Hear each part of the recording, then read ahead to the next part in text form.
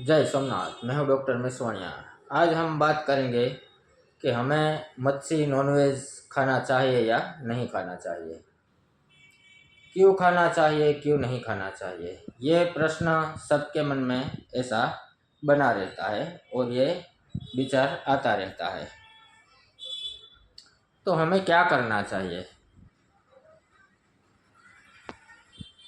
क्यों नहीं खाना चाहिए, क्या होता है। क्योंकि जो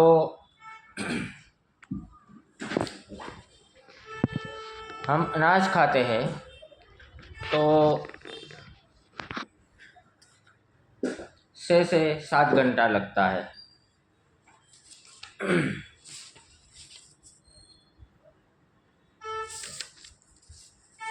और हम जब फ्रूट खाते हैं तो 2 घंटा लगता है पाचन होने में।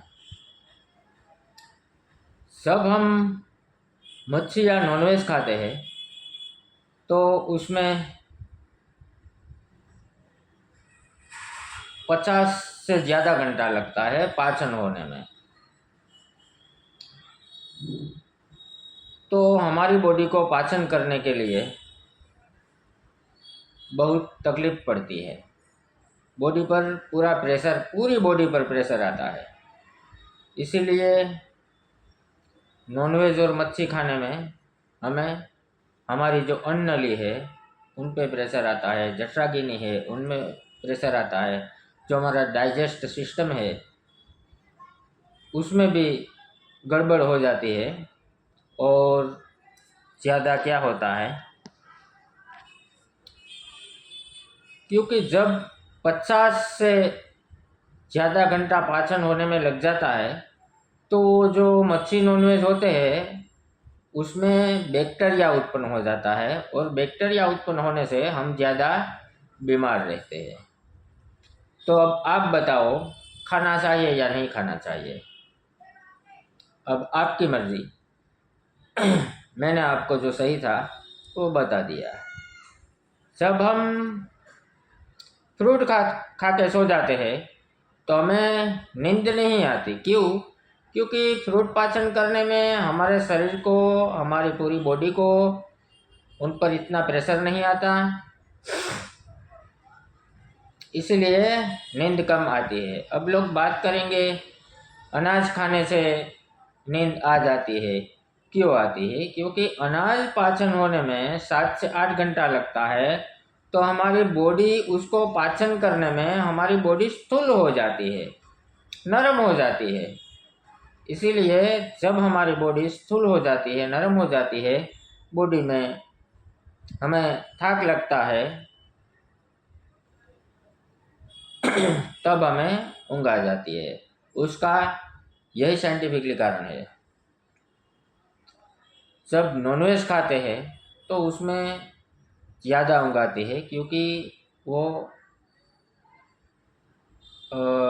पाचन होने में बहुत ज़्यादा देर लगती है। ये बात आज मैं आपको इसलिए बताता हूँ ताकि कई लोग पूछते हैं ये खाना ज़रूरी है या नहीं खाना ज़रूरी है, ये खाना चाहिए या नहीं खाना चाहिए। तो यह प्रॉब्लम होती है, इसी कारण नहीं खाना चाहिए। शास्त्रोक्त कारण भी और होता है, उनकी आज हम यहाँ बात नहीं करेंगे। हम बात करेंगे कि आप भीड़ में अकेले और अकेले में भीड़ में, अकेले में मेला और मेले में अकेला। समझो कोई व्यक्ति को एकांत चाहिए। अब वो एकांत में है या अकेलापन में है, या अकेलेपन को एकांत में परिवर्तित करना चाहते हैं। समझो आप एक कमरे में बंद हो गए और मोबाइल ले लिया, मोबाइल में देखते हो, मोबाइल में सुनते हो, आपका मन टीवी में है, आपका मन किसी भी जगह पर डाइवर्ट हो गया है, तो उसको अकेलापन कहते हैं। और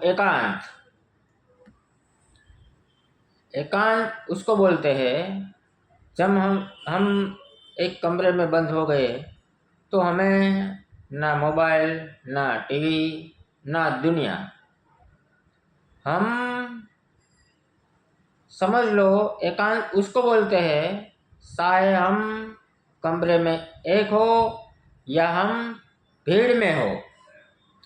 भीड़ में भी आपको एकांत महसूस होगी। इसके लिए आपको क्या करना चाहिए? जब हमने ये नॉनवेज की बात बताई, साधु जो होते हैं वो उनको कैसे पाचन करते हैं, उनकी भी एक मुद्रा होती है। पाचन करने के लिए दोनों आँख ऐसे होता है,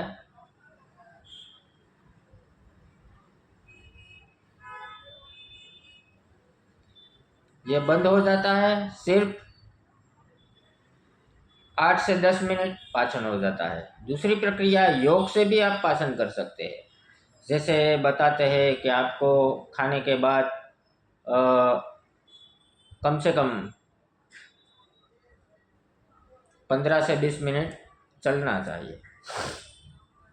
जो साधु होते हैं, तपस्वी होते हैं, जोगी होते हैं, योगी होते हैं, ऋषि मुनि होते हैं, वो पहले के ज़माने में ऐसे पाचन करते थे अनाज को। तो ये भी एक मुद्रा है। दूसरी मुद्रा ये है, सिर्फ ओम का रटन करने से आपकी बॉडी के अंदर कई बीमारियां नहीं आएगी। आप अस्वस्थ हो तब तो ये जरूर करें, लेकिन आप स्वस्थ हो तब भी करें। क्यों? क्योंकि हमें आगे जाके बीमारी का सामना नहीं करना पड़ता है। ऐसे तो ओम बोलने से कंपन होता है, वाइब्रेशन होता है, थायराइड की बीमारियां कम होती है, ब्लड प्रेशर की जिनको प्रॉब्लम है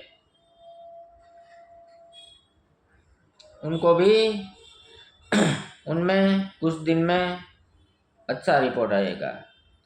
तो